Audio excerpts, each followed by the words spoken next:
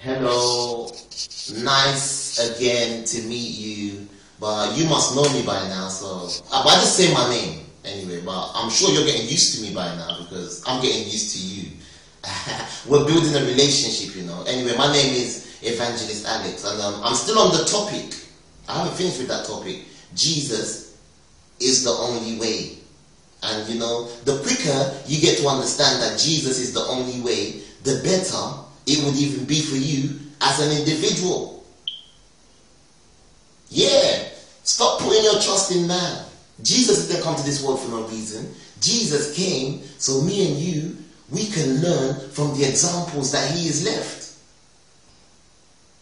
All the riches and all the wealth, all the treasures of life here, they dwell inside of Jesus Christ of Nazareth. He said, no one knows the Father more than I do. He said, I knoweth the Father, and the Father knoweth the Son. So my friend, where are you looking at? What are you looking at? What are the things that distract? What are the things that do distract you? Take your eyes away from that. That's a road to distraction. Jesus is the only way. If you go into the book of Luke, chapter 8, Luke chapter 8, verse 22 to 25. I'm going to read it to you.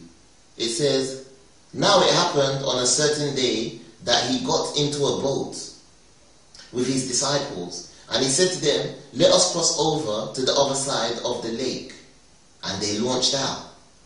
But as they sailed, he fell asleep, and the windstorm came down on the lake, and they were filling with water and were in jeopardy. And they came to him and woke him, saying, Master, Master, we are perishing. Then he arose and rebuked the wind and the raging of the water, and they ceased, and there was a calm. But he said to them, where is your faith? And they were afraid and marveled, saying to one another, who can this be? For he commands even the seas, the winds, and they obey him. Did you hear that? Did you just hear that? Jesus said here, one greater than Solomon is here. The greatest king was Solomon. But Jesus looked at Solomon and he told the people, one greater than Solomon is here. There's no other prophet that can do this. I'll read it to you again. It says, now it happened on a certain day that he got into a boat with his disciples, and he said to them, let us cross over to the other side of the lake, and they launched out. But as they sailed, he fell asleep, and the windstorm came down to the lake, and they were filling the water and were in jeopardy. Jesus was in the boat with his disciples. You know, King James used the word lake. But who's to say it was a lake? It could be a sea. It could even, I don't know, it could be an ocean.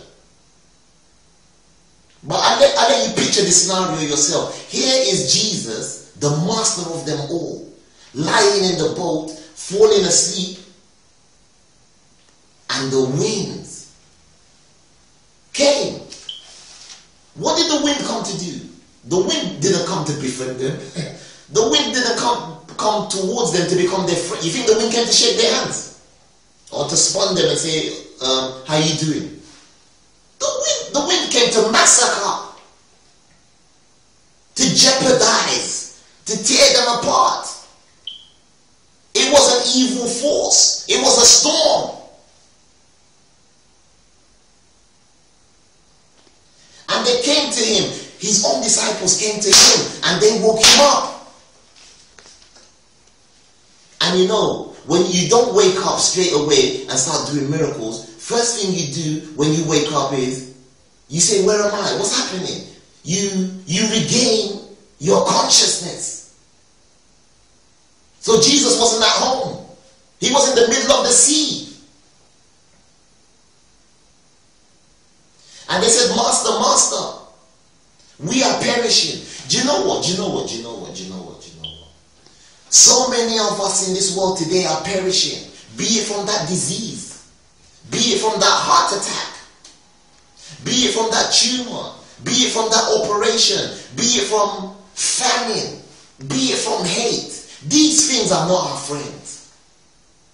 Perishing is a descending tool. It's not an ascension tool. It's like a ladder.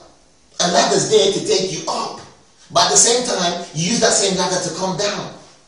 So a lot of us in this world today, we are perishing, you know. And the reason why we are perishing is because we have not acquainted ourselves. I say it again, acquainted ourselves.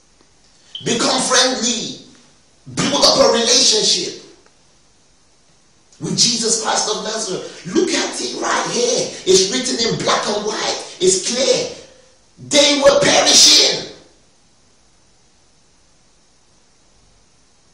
Sinking. They could see themselves sinking. Well, not literally, not physically, but maybe spiritually. They can see what was about to happen. And they held on to the master. Who are you holding on to today? Are you holding on to your teacher in college? You are a joker. Because your teacher in college is only in a profession. They're actors. They're getting paid to do this. Jesus is not getting paid to do what he does. It's an obligation. He had a job to do for the Father. And that's why, as anointed as his disciples were, they were clinging on to the Master for life, for their dear life. Master, Master, are you not going to do anything? Can't you see we perish? So my question to you is, who are you clinging on to? Because you've been perishing for the past 5 years. You've been perishing for the past 15 years. Who are you clinging on to? Well, I've got a message for you. If you're not clinging on to Jesus, you're saying that Jesus came to this world for no particular reason. And you are wrong, my friend. You are absolutely wrong. Because Jesus came in order for you not to perish, but in order for you to have happiness and joy and get to know him and live exactly the same life that he is living on earth. Oh yes. And Jesus rebuked the wind and the raging water. Not only did he rebuke the wind, King James is explanatory. He called it raging water. This thing is like you being in a fight with your enemy, a physical fight. And your enemy wants to destroy you. He wants to damage you. He's not playing with you. He's raging. He's like a bull. You're in a fight. So this wind that was coming wasn't coming to play. It had a motive. It had a plan to dismantle, to destroy the handiworks of God. It's like a hurricane. Look at America. Look at America. It's been on the news. The hurricanes in America. How it destroyed the houses. How it destroyed the trees. You know, it happens all over the world. It happens in various places. These things are not our friends. So same way, that thing that is bugging you, or that thing that is eating you away, it might look small, or it might look tiny, petite, minute, but believe you me, inside it possesses hurricanes. And I'm saying to you, sooner or later, you have to have a relationship with Jesus Christ of Nazareth, because he is the only way to the solution. There's no other way. Just like your teacher's doing that because he's getting paid. Your doctor's doing that because he's getting paid. Jesus is doing it out of love.